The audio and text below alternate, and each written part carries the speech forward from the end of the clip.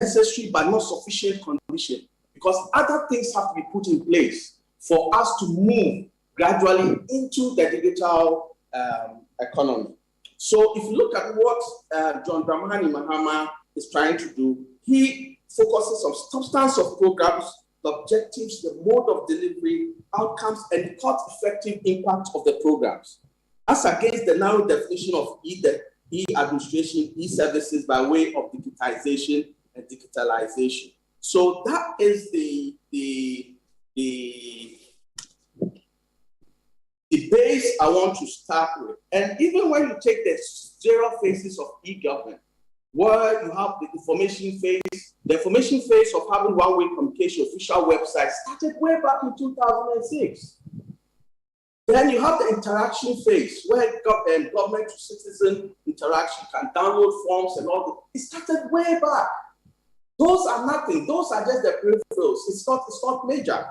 Then you move into the transaction phase, where you have online payments and all those things. As we go into deeper into what Dramani Mahama did, you realize that the transaction phase had already started. He's already built the foundation for that. Then finally, integration phase, where you're now going to get a network environment, two-way conversation. You can even do personalized interaction, government to business or government to citizen, personalized interactions. And then you then are able to move into now what we call a digital economy. So that is the foundation I want to first lay for us to see which side of the stick, the continuum that His Excellency John Dramani Mahama is holding, and which side the I call him VDG, digital vice president is holding. You say you call him what, VDG? VDG. That's an interesting name to give him. But I guess, okay, so the foundation you are laying is that you have to look at it from whether or not ICT is an end in itself for you or a means to an end. Yes. When you say that, what do you mean by first an end in itself? What do you mean by that? When you're using ICT as an end in itself, then you think that when you apply it, immediately it brings you efficiency. So it's just efficiency. It's just trying to put in electronic form your manual way of doing things. It might bring efficiency, but it will not bring enhanced development, enduring reforms. So if you just think that if you just digitize your transactions, all it will do is just bring a bit of efficiency. But enduring transformation is beyond that. Because when you do that, you need to put in place infrastructure, legal framework, human capacity, technical and technological development. It's a whole package. So just doing one side of it is just the icing of the cake. That's what I mean by you can use it as an end in itself. And that is what we are being made to believe, that once we have it, it's a magic wand and then our problems are solved. So a problem cannot, you basically, if you wanted transformation, you have to go beyond launching a QR code, an app for the payment of how you can pay electricity bills digitally. That is not what you're doing. You have to do a lot more than that. Exactly. I'll come back to you, but let me bring in Elikam on this one. Elikam, do you agree with Doc? By and large, I absolutely agree. And I think that we have had part of this conversation already. What Dr. Mahmoud Bawumia have been trying to do is what we call, digitization.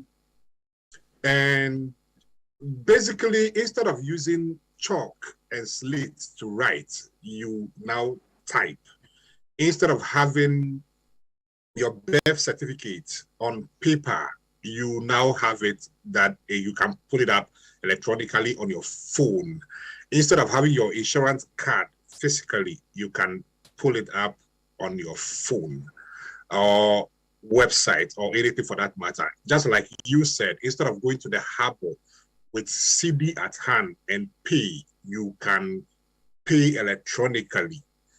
And you do all of that, then you are able, that is completely different from what Dr. Baumia was trying to portray, digitalization, which is taking data, analyzing data, interpreting data, and using data to make extrapolations. And Sena, you sounded surprised when I told you that professionally I'm a statistician. Let me be clear. I attended Accra Polytechnic and did my HND statistics. I attended UCC and did first degree in statistics. I did my master's in mathematics, statistics option in Kwame Nkrumah University of Science and Technology. So I'm a statistician by training. And what we do as statisticians is to let data speak. And that is not what Dr. Baumia, the toy man today, is doing. What he talks about how birth certificates, they go and if you take your own pictures and you scan them, you have digitized them. You have taken them from paper to electronic. That is what Dr. Baumia is praising himself for doing. And that the world has moved there already, like I was saying, and I've been saying. So we have moved from the points where we used to buy Kodak films and it is just a tool, and you have to put the film in your camera, and you have to be careful so that there's no light brighten on it. We've moved from that. Today you take pictures on your phone and you have like 10,000 pictures on your phone. And then you go, those times you go take the films to somebody to print for you, and then you bring it to the people in 2 weeks' time. The world has grown, the world is moving on. Nobody does that anymore. We used to have signboards that you have to just use pen and paper, pen and artists have to draw everything one by one. We have moved from that. Today you type it out and you print it on a banner or something. Like that is just natural. That is just a normal thing that is happening in the world. And somehow Dr. Baumia is fascinated by all of this. And it's like, wow. And so let me go and surprise the MPP people. Unfortunately, and a lot of them I can understand get surprised and blown away by this. But to say some of these things in a whole university was pretty surprising. And so this whole discussion on digitization, which he is doing, it's completely different from what he thinks that he wants to do. Banking system, we are nowhere there. So when you get to points where you can literally do everything electronically, then if we are there, Dr. Baumia, then we shouldn't be having the queues that we are having in the bank. We still have queues in the bank because people are still doing things manually. I still have to carry my money, take it to the bank. I still have to go and cash money, take it out of the bank. There are some services that can do or can transact electronically. And if I take my money to the bank and I deposit the money, I don't pay any fees. So when people are sending money and paying fees for them, the country is not there yet. In America, you can send any money to anybody and you don't pay any fees. You pay convenience fees of having the money immediately in some cases, if you absolutely want to. But otherwise, the money will go through the process and you get it normal time. Like your check, if you take your check to the bank, it takes 3 days, 4 days to clear. That's just normal. Now, when you get to a point as a country where you can just press and then make payment for car, make payment for land, make payment for everything, including everything, Kolebu and pharmacies, even government operations in Ghana today, police service. And when you get there, then you can be talking about all of this stuff. Dr. Baumia mentioned so many things, and I don't, unless you go into them individually, rehashing them will just be pathetic. Dr. Baumia praised himself, and I'm still surprised, and I'm still waiting that he comes and apologize to the people of Ghana and withdraw some of the things that he have said. For example, the ECD. electronic CD. And he said that the Bank of Ghana is about to introduce ECD in a few years.